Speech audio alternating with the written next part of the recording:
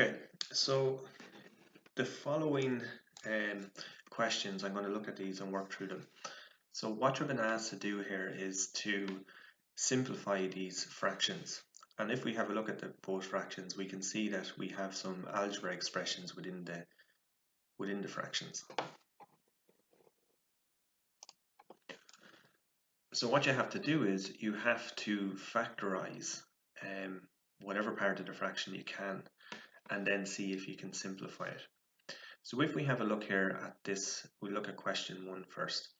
So what we have here is we have a fraction. Okay, so we can see here that we have our line, we have the numerator at the top, and we have the denominator at the bottom. Now what you have to do is you have to look at what you can factorize. So if we take this expression here, 3n minus 12, what we can do is we can actually factorize this. So if we take this out here and we take 3n minus 12, the first thing we want to look at, in order to factorize this, we have to find out what's the highest common factor.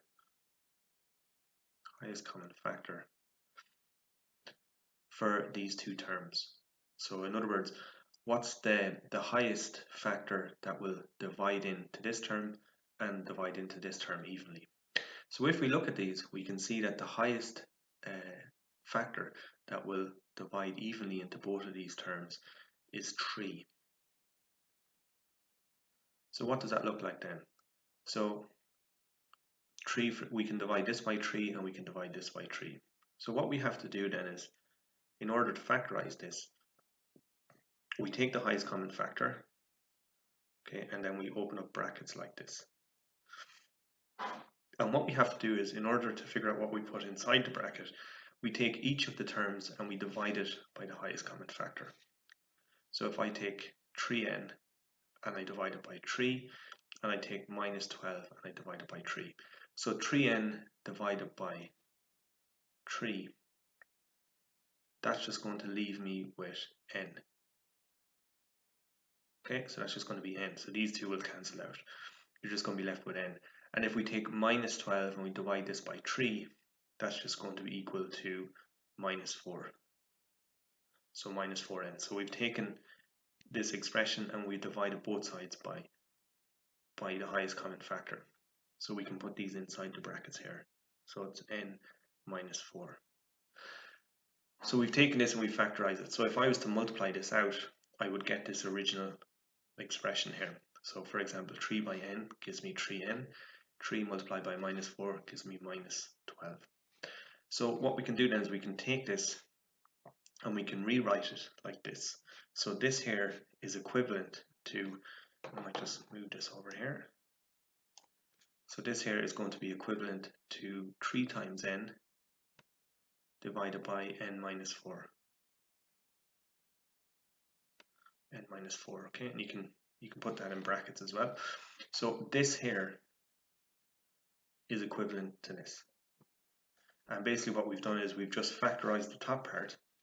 And now what we can do is we can look at, we've been asked to simplify this algebra fraction. So what we mean by simplify is we want to simplify it. So if you had something like this, let's say if you had 3 over 6, okay, so that's a fraction similar to this, except we've no algebra in it. If you want to simplify this fraction, what do? So you get an equivalent fraction. So you look at what will divide by the top and what can I divide by the bottom. So 3, for example, will divide into the top and the bottom, and that will give me 1 over 2. Likewise, if I look at this expression here, I can see that I have n minus 4, okay, and then I have n minus 4 at the bottom. So these two will actually divide into each other evenly. So n minus 4 divided by n minus 4, so that's just going to be equal to 3 times 1 over 1. Okay, so it looks something like that. So these two will divide into each other evenly. And then if I multiply this out, so 3 multiplied by 1 is just 3 over 1. Okay, and then this just simplifies to 3. So that's that first. That's that first algebra. So it's basically this first algebra fraction, and we've taken it and we've simplified it into. So we can take it from this and we simplified it down into 3. And similar here, we can do a similar thing with this fraction here, with this algebra fraction here. Now what we have at the top here is we have what's known as a quadratic equation. So what you can do is you can actually factorize the top, okay, and then see if you can simplify what you have. So if we take this, so if we focus on the top part here, so we have 3x squared minus 5x minus 2. Okay, now what we want to do is we want to factorize this, and we can just use the trial and error method that we've learned. So if I take, for example, so we look at this first term here, so it's 3x squared, and we look at the factors for 3x squared. So what are some of the factors that we have? So we can have, so 3x multiplied by x, okay, then we can have minus 3x multiplied by minus x. Okay, so there are some of the factors for this first term here. And then what we want to do is we want to factorize the second part. So let me just draw a line under this. So the second part then is the second term, or the other term we look at is the one, so this one here, and we will look at the one at the end then as well. So minus 2, and then we get the factors for minus 2. So what are some of the factors for minus 2? So the factors for minus 2 then are, so we can have 1 multiplied by minus 2, okay, and we can have minus 1 multiplied by 2. So these are the factors for this term here, minus 2. And what we do then is we do what's known as the trial and error method until we get hit upon the right factors that will give us this expression. So we open up our brackets like this.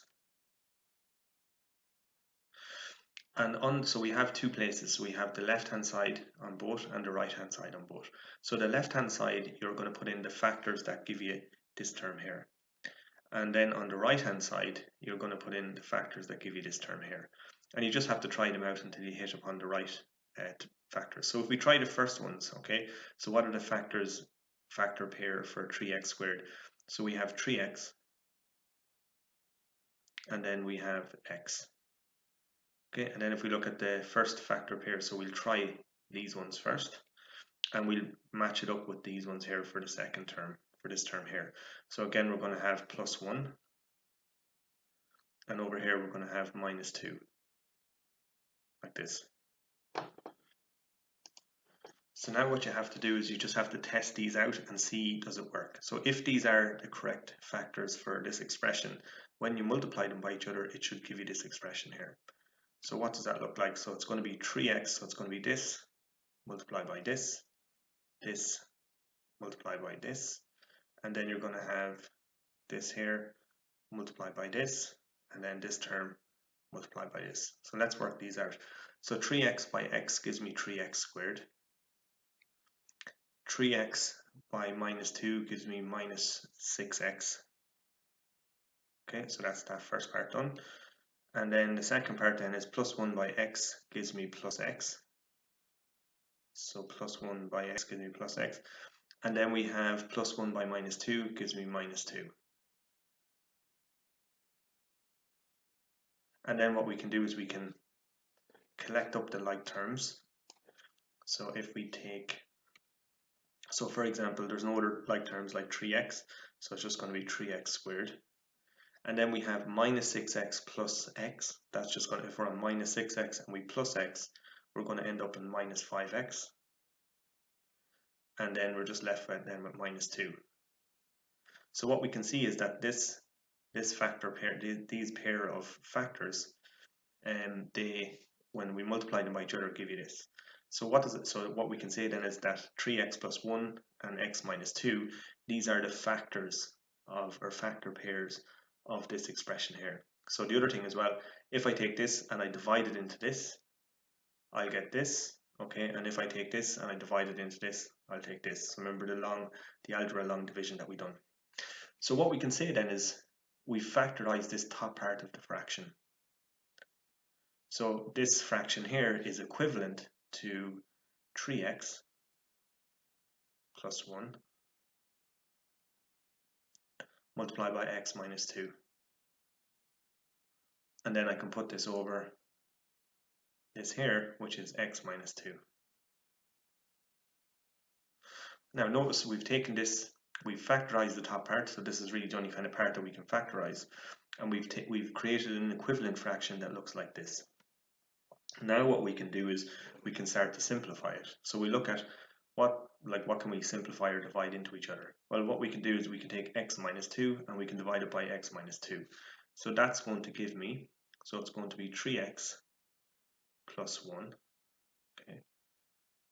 So this just kind of stays the same, and then these two will divide into each other. So what will that give me? This will become 1 over, and then this will become 1. So if I take x minus 2 and I divide it by x minus 2, that will just become 1. If I take x minus 2 and I divide it by x minus 2, that just becomes 1. And then if I multiply this by this, it's just going to be equal to 3x plus 1. Okay, and that's over 1. And anything over 1 is just, you can just leave it like that. So what we can say then is that this term here, this algebra fraction, by factorizing the top part, then we can simplify it. This here is equivalent to this. Okay.